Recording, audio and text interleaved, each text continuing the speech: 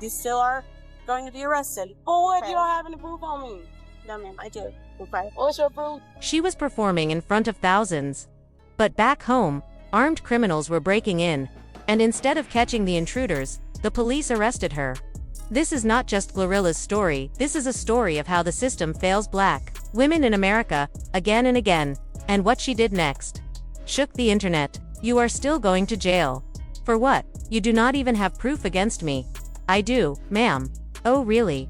What proof? Gloria Hallelujah Woods, known to fans as GloRilla, has been arrested once more. But this time, silence is not on the menu. From inside her jail cell, she recorded a bold video message, directly addressing the incident and sparking a wave of questions. Her message did not stop at personal defense. She pointed fingers at her own record label, hinting they might be entangled in the odd chain of events that led to her being behind bars.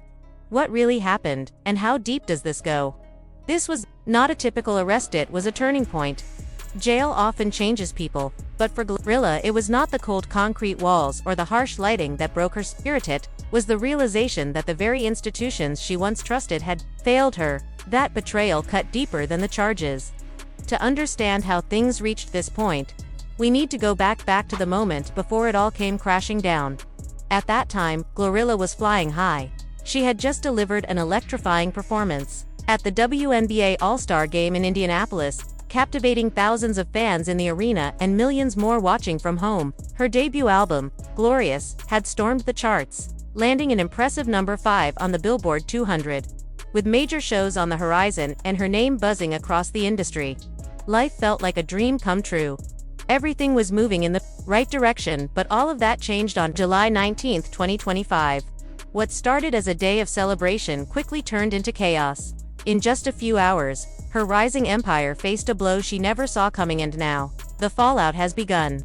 GloRilla was arrested in Georgia on felony drug charges and was booked Tuesday in Forsyth County, Georgia. I believe I'm saying that correct. The charges were possession of a scheduled controlled substance and possession of marijuana over 1 hour. While GloRilla was hundreds of miles away in Indianapolis, soaking in the triumph of yet another high-profile performance, something dark and calculated was unfolding back home at her lavish estate in the elite St. Marlowe Country Club neighborhood of Forsyth County, Georgia.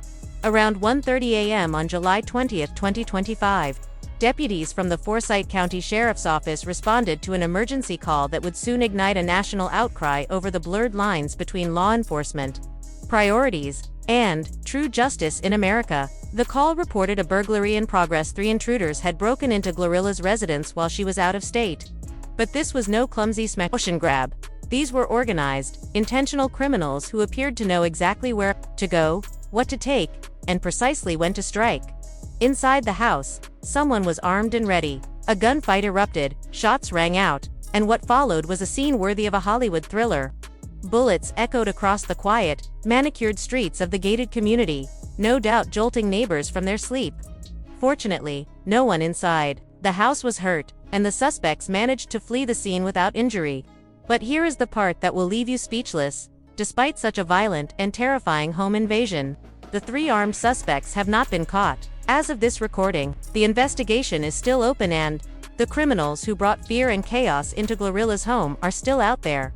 Think about that. 3 intruders violated someone's sanctuary, fired weapons, terrified the people inside, and disappeared into the night without a trace. The victims followed every rule, called the authorities, cooperated, defended themselves, and trusted the system to act swiftly. But instead of focusing on the dangerous criminals at large, the police shifted their attention in a shocking direction. While securing the scene, deputies claimed to detect a strong scent of marijuana, which led them to call in the Lanier Regional Drug Task Force and secure a search warrant. And that is when the narrative took a disturbing turn from a harrowing home invasion to what many now view as a glaring example of skewed law enforcement priorities. Statement that I received that while they were searching the unit to see what was taken and just figure out the crime scene, they smelled a strong odor that was consistent with illegal narcotics. And as a result of that, the Lanier Regional Drug Task Force was contacted and responded to the resident. Take a moment and let this sink in. Armed intruders just stormed into a private residence, terrorized the people inside, and vanished without a trace. The victims are left shaken, their belongings stolen, their sense of safety shattered. The community is now on edge, wondering how such a brazen act could happen in their quiet neighborhood. Naturally, you would expect law enforcement to throw every available resource into catching the suspects, supporting the victims, and restoring order. But instead, something deeply troubling happened. Rather than staying laser-focused on tracking down the dangerous criminals who had just carried out a violent break-in, the police abruptly shifted their priorities. Why? Because they claimed to smell marijuana inside the home. That single detail redirected the entire investigation. Suddenly, it was no longer about the armed invaders, it became about drugs. The Lanier Regional Drug Task Force was brought in. Search warrants were obtained, and before long, the victims, those who had just survived a terrifying ordeal, found themselves being treated as suspects. In the master bedroom closet, officers reportedly discovered roughly 2.8 pounds of marijuana, along with 2 jars of THC, wax, a concentrated cannabis extract considered a Schedule I controlled substance under Georgia law. With that discovery, the case took a complete detour. What began as a manhunt for violent criminals quickly morphed into a drug bust. Serious questions about priorities, justice, and how easily victims can be criminalized in a broken system. A statement, and in the statement, they say that the reason why they were able to arrest her was because the weed that they found was in a closet in the master bedroom. And just when you think the situation could not get any more frustrating, it does. GloRilla's legal team attorneys Marissa Goldberg and Drew Finling challenged the police narrative, arguing that only a minimal amount of marijuana was actually discovered. They slammed law enforcement for shifting their focus from chasing armed burglars to building a drug case against the homeowner. Now, pause for a second and really consider how this looks. GloRilla is not just a chart-topping artist, she is a Grammy-nominated figure who clawed her way up from fast food counters to sold-out arenas. She has become a beacon of hope for countless young women, especially young Black women, proving that dreams can come true with grit, passion, and perseverance. But in a matter of hours, all of that was eclipsed. Not because of something she did, but because of what was done to her. Armed criminals targeted her home, and instead of making them the priority, authorities zeroed in on a few ounces of weed. That choice, that redirection of attention, sent a chilling message about where the system places its values. It was no longer about justice, it was about headlines. The irony here is staggering. A woman who overcame the odds gets criminalized for being a victim. Days later, GloRilla turns herself in and is booked not for any role in the home invasion, but on felony marijuana charges. The shift from survivor to suspect was swift and devastatingly unfair. The internet is calling out what's happening to GloRilla right now, and honestly, can you even blame them? So earlier this week, GloRilla turned herself in after being hit with felony drug charges. But here's where it gets wild. The whole thing started because her home in Georgia got broken into at like 1:30 in the morning. Then came the moment that flipped everything. GloRilla dropped a video more explosive than any diss track, backed by a tweet that took social media by storm, millions of impressions within hours. Her message cut through the noise. Instead of focusing on the real criminals, the system chose to fixate on cannabis. But this was not just about weed. It was about being targeted, criminalized, and silenced. And for anyone thinking this was a rare, isolated incident, think again. This arrest shook the world, not only for its timing but for what it revealed. Here's where the story goes from outrageous to downright surreal. At the time this chaos was erupting in Georgia, GloRilla was still in Indianapolis, completely in the dark. She was likely still riding the high from her performance, perhaps celebrating, or planning her next move in what had been a fast-rising career. Yet, without her knowing, the gears of a broken justice system had already started turning against her. Conflicting reports circled about the exact amount of marijuana found, but all agreed it exceeded 1 ounce. And in Georgia, that is the legal tipping point, less than an ounce. You are looking at a misdemeanor, maybe a fine or some community service. But once you cross that line, even by a little, the charges escalate to felony level, bringing the threat of 1 to 10 years in prison. So let us break this down. GloRilla, chart-topping artist, a victim of a terrifying home invasion, and someone not even present at the scene is suddenly facing felony charges. Meanwhile, the actual criminals who broke into her home, traumatized those inside, and disappeared with stolen property.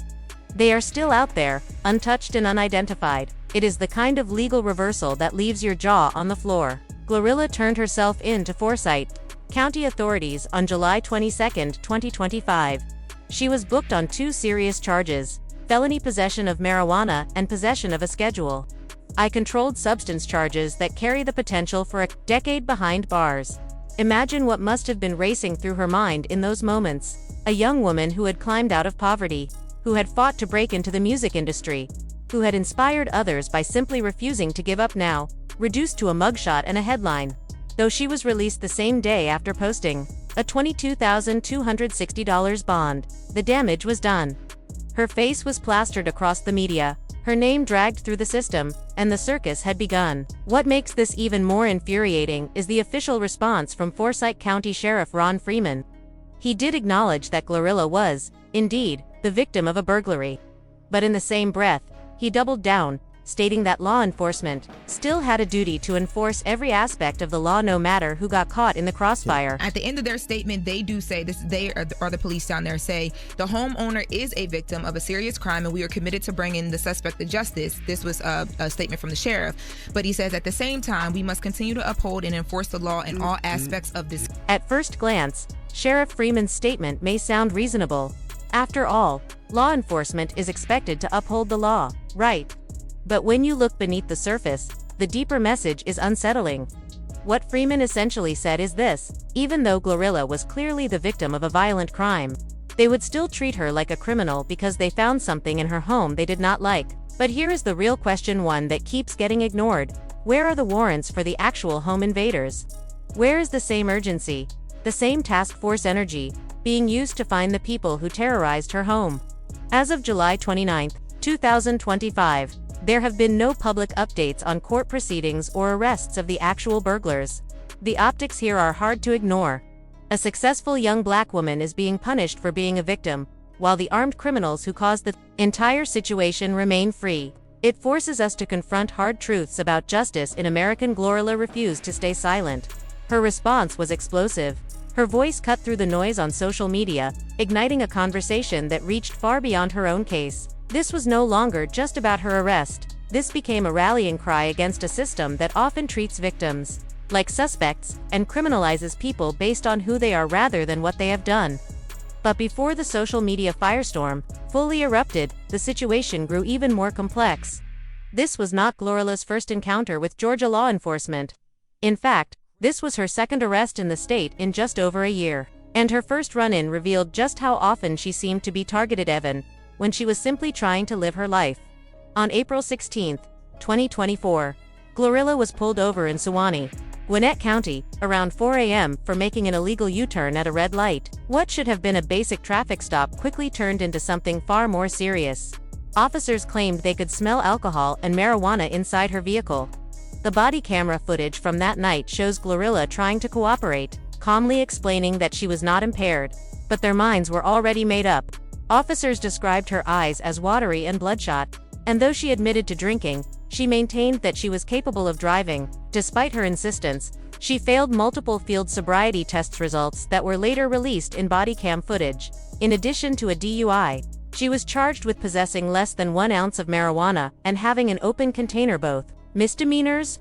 She was booked and released on bond within hours. But when you line this up next to the recent incident, a troubling pattern starts to form. GloRilla again and again finds herself being treated more like a threat than a citizen, more like a problem than a person.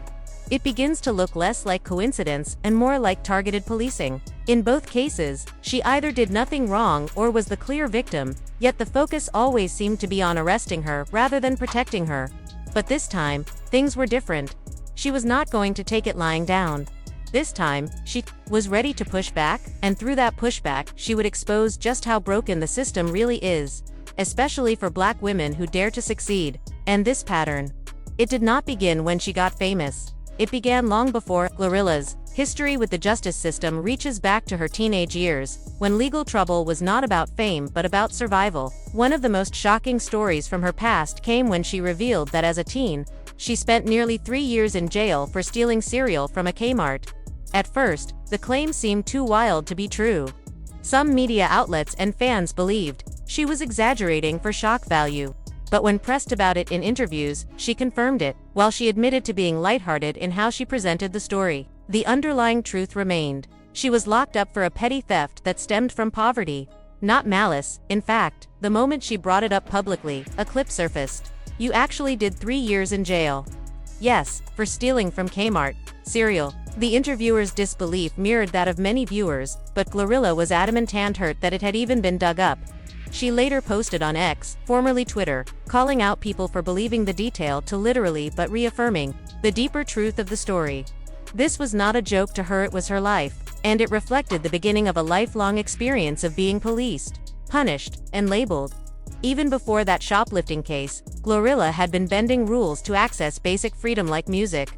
Raised in a strict religious household where secular music was forbidden, she and her siblings started a small operation to steal hip-hop CDs from Walmart. They would burn Lil Wayne and Drake tracks onto their PlayStation just to listen to what other kids had access to freely. Her brothers even sold CDs at school. It was their way of sneaking in a culture they were told they did not belong in. To some, it might look like mischief, but for her, it was survival. It was defiance in a world that kept telling her no. As her fame rose, so did her legal entanglements. In March 2023, tragedy struck during a joint performance with rapper Finesse 2 times at the Main Street Armory in Rochester, New York.